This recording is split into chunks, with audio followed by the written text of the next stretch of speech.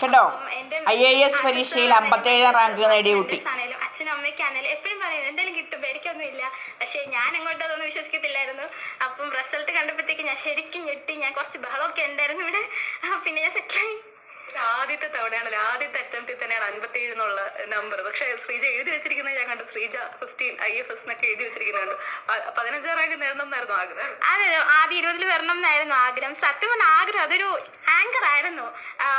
അതായത് നമ്മൾ ഇങ്ങനെ ഒരു ചൊല്ലുണ്ടല്ലോ, നമ്മൾ ചന്ദ്രനെ പ്രതീക്ഷിച്ച് നിൽക്കണം, അപ്പം നക്ഷത്രങ്ങളുടെ ഇടയിലെങ്കിലും ലാൻഡ് ചെയ്യുമെന്ന്. അപ്പോൾ എൻ്റെ മനസ്സിൽ എപ്പോഴും അതായിരുന്നു. ഞാൻ ആലോചിക്കും, ഓൾ ഇന്ത്യ റാങ്ക് ഒന്നൊക്കെ ഇച്ചിരി അഹങ്കാരമാണ്, അതൊന്നും കിട്ടാനേ പോകുന്നില്ല, നമുക്ക് ഫസ്റ്റ് 10 to 20 എയിം ചെയ്യാം, അത് കുഴപ്പമില്ലല്ലോ എന്ന് പറഞ്ഞിരിക്കുമായിരുന്നു. പക്ഷെ ഇപ്പം 57 കിട്ടിയത് കൊണ്ട് തന്നെ ഞാൻ ഭയങ്കര ഹാപ്പിയാണ്. Like I M over the moon. ആദ്യത്തെ അറ്റംപ്റ്റ് അല്ലേ, അതാണ്. അതെ അതെ, ഒരൊറ്റ പ്രാവശ്യം എഴുതുള്ളൂ എന്നും ഉണ്ടായിരുന്നു. തീർച്ചയായിട്ടും ഉണ്ടായിരുന്നു.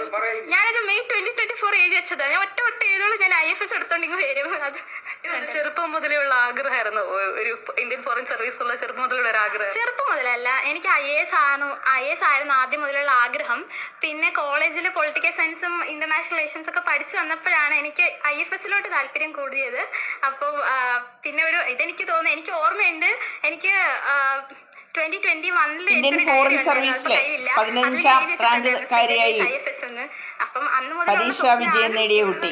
ബഹുമിടിക്ക് എല്ലാവിധ ആശംസകളും. കോളേജിൽ തന്നെയാണ്. ഡിപ്ലോമസിയെ കുറിച്ച് നമ്മൾ കൂടുതൽ അറിഞ്ഞപ്പോഴത്തേക്കും ഇന്ത്യൻ ഫോറിൻ സർവീസ് നല്ലൊരു ഓപ്ഷൻ ആണല്ലോ. അപ്പൊ പിന്നെ ചോയ്സ് ഉണ്ടല്ലോ, അതുകൊണ്ട് ഞാൻ IFS വെച്ചു. അവള് ചിലപ്പോ വിഷമഘട്ടങ്ങളൊക്കെ വരുമ്പോ അമ്മ എനിക്ക് എങ്ങനെയാണെന്ന് പറയാൻ പറ്റും. നമ്മുടെ മക്കളെ ധൈര്യമായിട്ടിരുത്ത് പഠിക്ക്, എല്ലാം ശരിയാവും എന്ന് പറഞ്ഞ് ധൈര്യപ്പെടുത്തുമായിരുന്നു. ഞാൻ മേശിരി പണിക്കാണ് പോണത്.